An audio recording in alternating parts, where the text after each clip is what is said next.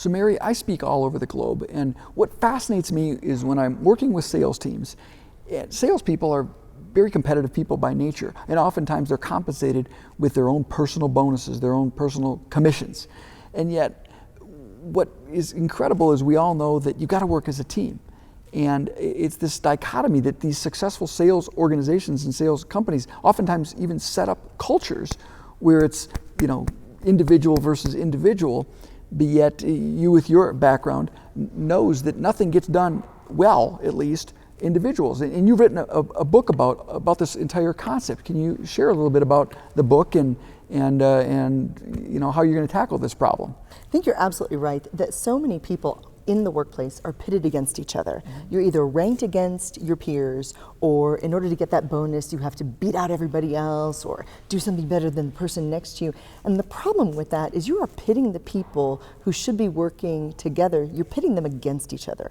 And as a result, you don't have people at work who are sharing information. They're not sharing resources.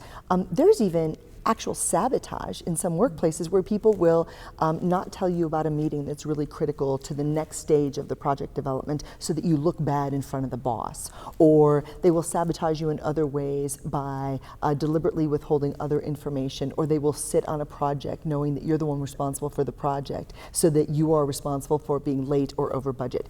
And these problems are endemic in the corporate world. Also other organizations, nonprofits are not immune to this either. So Peter Stark and I thought, well, what if we could put together a book on teamwork that helped leaders and managers build a team, lead the team, and then win in a way that everybody is proud of. Not that cutthroat, do anything for the win type way, but really win in a way that defines success as part of the purpose of you being a valued member of that organization. So does this kind of emanate from the bottom up, meaning that we're hiring salespeople that are just too competitive, or does it come from the top down, CEO or sales management level, that are not really sharing the values of the organization? Where does one start to implement more of this team culture? Well, I think it's everywhere, but like a sports team, like when you play football, everything comes from the coach. The corporate culture comes from the coach. It comes from leadership. And then that corporate culture, led by the coach or the CEO, then gets disseminated down to everybody else. But that coach sets the tone. I expect everybody to show up for practice on time. I don't care if you're the star quarterback. Sam Richter, you're the star quarterback, but you still got to show up for practice on time with everybody else. And if you're not, we're going to hold you accountable for doing it. And you may not start on Saturday because you weren't here on time. That kind of accountability at all levels is really, really critical. Most of us get rewarded as individuals, not as our contributions to the team. Yeah. But if you didn't play sports and you don't know how to work as a team, all of a sudden this could be your first introduction to working with other people in the workforce and sharing your resources, and a lot of people aren't good at it. Well, and here's where I think could be a real challenge is I think the sports analogy is a perfect one. Yeah, but when you're playing football, we all know that the goal here, the ultimate goal, is to win the Super Bowl. That's right. And if you win the Super Bowl, then we're all going to get our reward. We're all going to get our contract. In sales, there is no game at the first week of February that we get to win. It's ongoing. And so how do you create that team culture, but yet also at the same time, we're using that end of the year time, that holiday time, I need that bonus. That's so right. yeah, I'd love the team to do well, but I really need to do well because I need that bonus. How do you balance the two? Exactly, and this is why it's really critical to understand the process that goes into coalescing a team. So first off, teamwork doesn't get built by everybody showing up, doing a mediocre job, and going home. If things are really easy, then guess what? You're not fostering a lot of teamwork.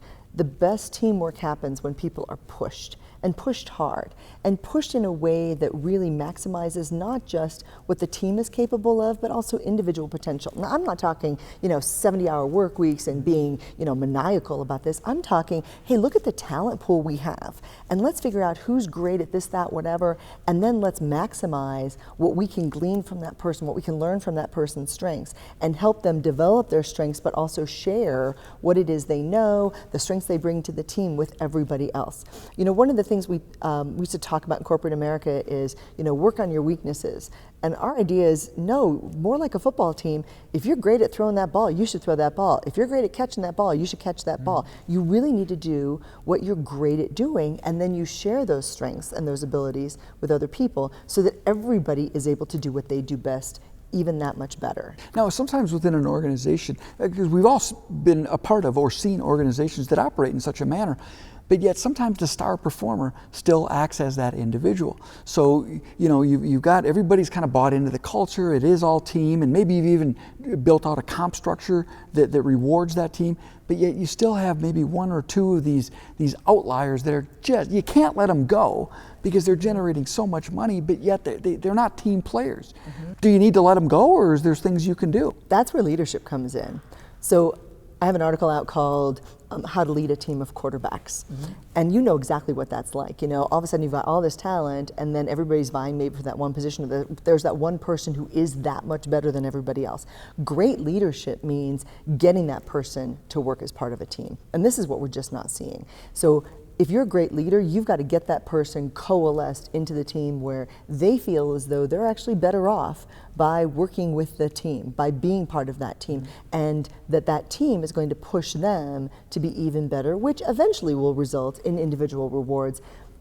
But we even try to transcend that. In the military, we focus on teamwork first. This is why people in combat, you'll see people get Purple Hearts posthumously sometimes because they threw themselves on that grenade for their team. And that's kind of where we're trying to get with business. We don't need people to be jumping on grenades as a teamwork exercise, but what we're trying to do is get people to focus on the team rather than just themselves. And in really a culture that fosters focusing on the individual instead of focusing on the team, this is a bit of a change. It's a bit of a struggle for managers to even look at this when they're worried about their bonuses and they're worried about their divisional performances, when we tell them, no, you need to be knowing what's going on outside of your division, outside of your department, and in these other areas. Well, I love this because so many sales books out there are geared toward the individual. What do you need to do? And what I know your book is all about is what do we need to do, which I love. So tell me the title of the book again and where I can get it. So the title of the book is Build, Lead, Win. Build, lead, win. Yep, Love because it. we're going to build, lead, and win in a way that works for everybody. And it's by Peter Stark and Mary Kelly. And it is available on his website as well as Amazon and at my site, which is productiveleaders.com. So all I would have to say is you better get this book before the competition does, right? That's it. All right. Thanks, Sam.